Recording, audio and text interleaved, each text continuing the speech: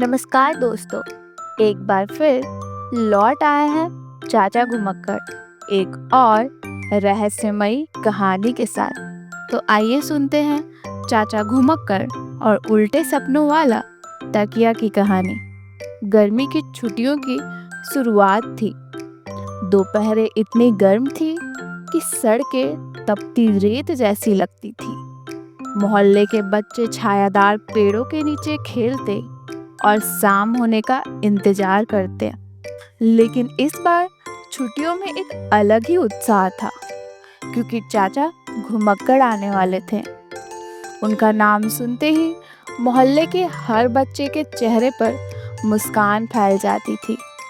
वह कहीं भी आते थे, साथ में किस्सों की गठरी, खट्टी मीठी गोलियां और अनोखे किस्से कहानियों का झोला लेकर आते थे।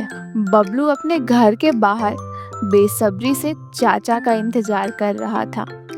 जैसे ही स्टेशन से उतरती ट्रेन की सीटी गूंजी, बबलू का दिल उछल पड़ा।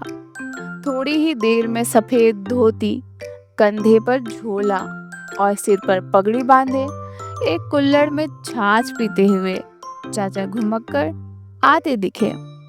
उनकी चाल में मस्ती और आंखों में चमक। बबलुआ, उन्होंने दूर से आवाज लगाई। चाचा आ गए। बबलू दौड़ता हुआ उनके गले लग गया। चाचा के आते ही पूरे घर का माहौल बदल गया।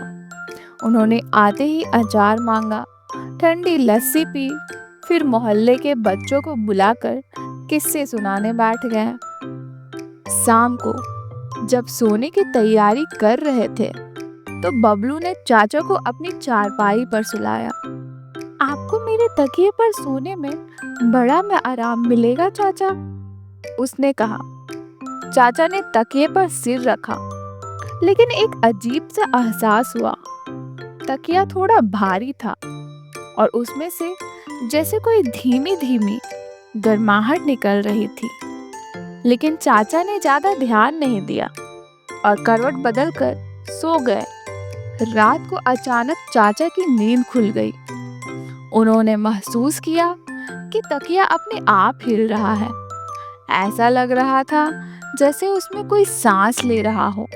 वह चौंक गए, लेकिन फिर सोचा कि शायद सपना होगा। सुबह बबलू ने उन्हें बताया कि उसे एक अजीब सा सपना आया। उसने देखा कि मोहल्ले के रमेश अंकल की भैंस उसकी कार की सीट पर बैठी है और वो खुद सड़क पर खड़े परेशान है। चाचा हंस दिए। अरे पगले, तू क्या क्या देखता है।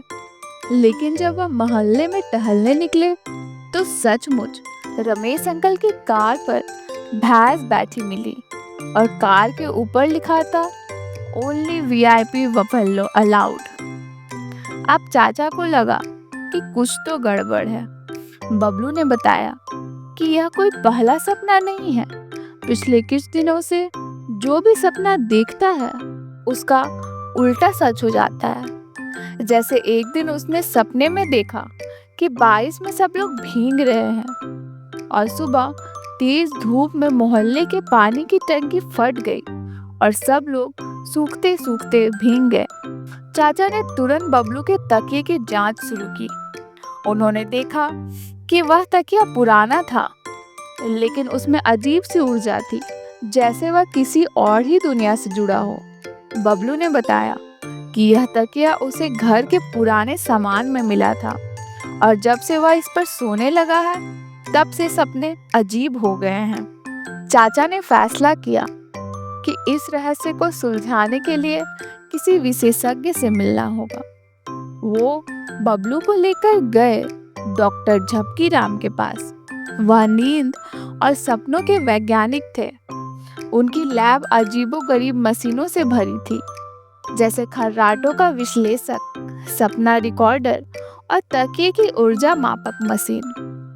डॉक्टर झपकी राम ने तकिए को देखा, कुछ यंत्र लगाए और बोले, यह साधारण तकिया नहीं है, इसमें किसी आत्मा की छाया है, बल्कि कहे तो सपनों का राजा इसमें बंद है।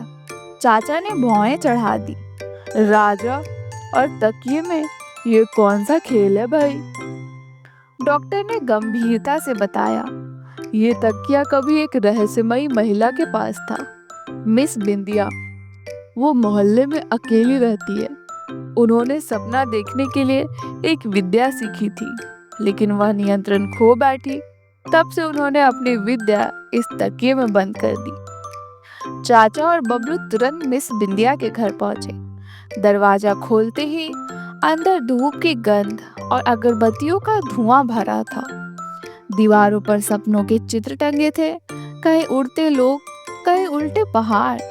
मिस बिंदिया बोली, तुमने तकिए को जगा दिया है।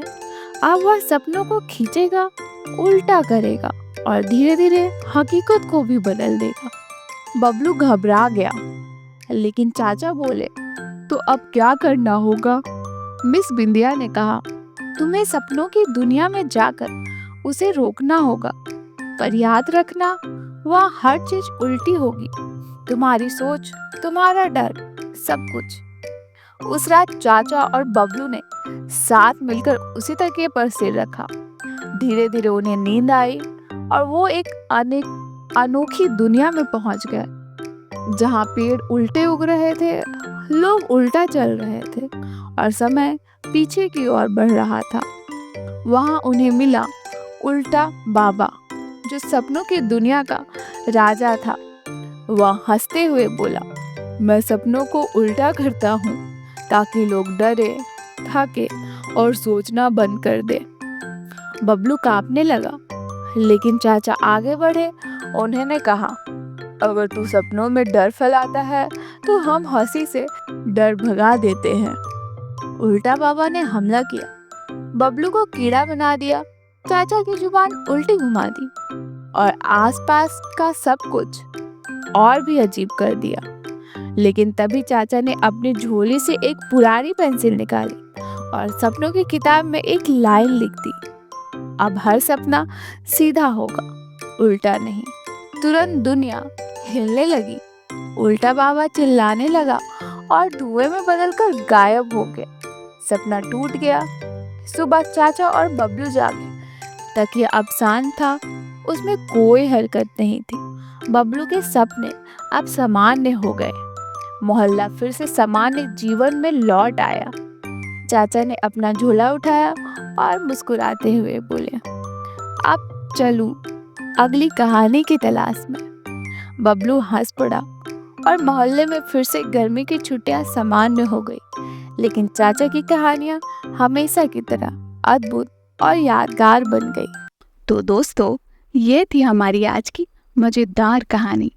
उम्मीद है आपको मज़ा आया होगा और आपकी कल्पनाओं को पंख मिले होंगे। अगर आपको यह कहानी पसंद आई हो तो इस वीडियो को लाइक करना ना भूलें और हाँ, अपने दोस्तों के साथ शेयर करें ताकि वो भी इस रोमांच का हिस्सा बन सकें। चैनल को सब्सक्राइब कर लें और बेल आइकन को दबा दें ताकि अगली बार की कहानी आप मिस ना कर सकें। तब तक के लिए सुनते रहिए और सोचते रहिए। मिलते हैं अगली कहानी में। धन्यवाद।